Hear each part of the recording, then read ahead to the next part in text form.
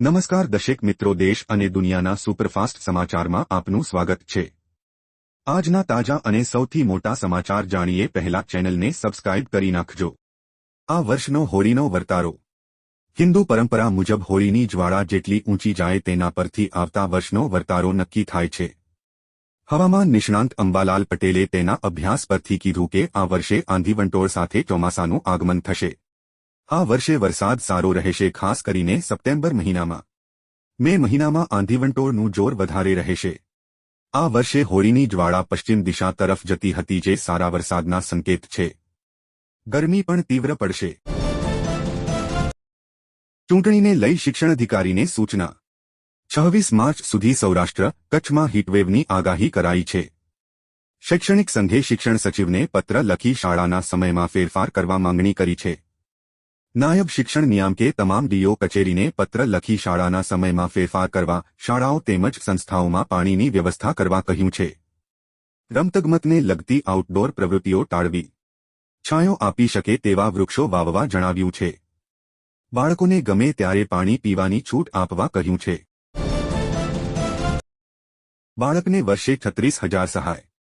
ગુજરાત સરકારે અનાથ બાળકો માટે શરૂ કરેલી પાલક માતા પિતા યોજનામાં મહત્વનો ફેરફાર કર્યો છે।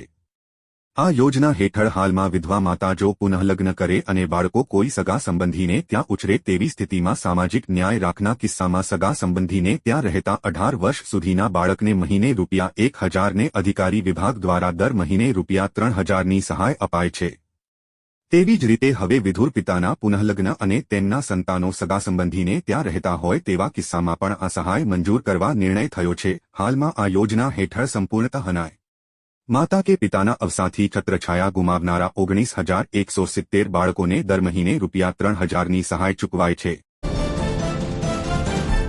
મોદી સરકારની મોટી જાહેરાત। સરકારે ચૂંટણી પહેલા ખેડૂતો માટે મોટી જાહેરાત કરી છે। સરકાર ખરીફ વાવણી નિમિત્તે ખેડૂતોને ખાતર પર મોટી સબસિડી આપશે। ગુરુવારે કેબિનેટની બેઠકમાં આ માટે ₹24,420 કરોડ રૂપિયાના બજેટને પણ મંજૂરી આપવામાં આવી હતી। સરકારનું કહેવું છે કે ખેડૂતો દ્વારા ઉપયોગમાં લેવાતું મુખ્ય ખાતર ડીએપી ₹1,350 પ્રતિ ક્વિન્ટલના ભાવે મળતું રહેશે। 1 એપ્રિલથી 30 સપ્ટેમ્બર સુધી પીકે ખાતરો પર સબસિડી ઉપલબ્ધ રહેશે। રેશન કાર્ડ ધારકોને ખુશ ખબર।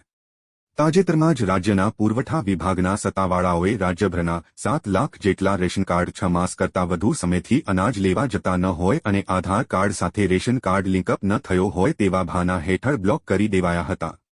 રેશન કાર્ડ ધારકોમાં ભારે હોબાળો મચી ગયો હતો। રાતોરાત 7 લાખ પૈકી 3 લાખ જેટલા રેશન કાર્ડ ફરી શરૂ કરી દેવાયા હતા, જો કે હજુ બાકીના 4 લાખ રેશન કાર્ડ હજુ પણ બ્લોક છે।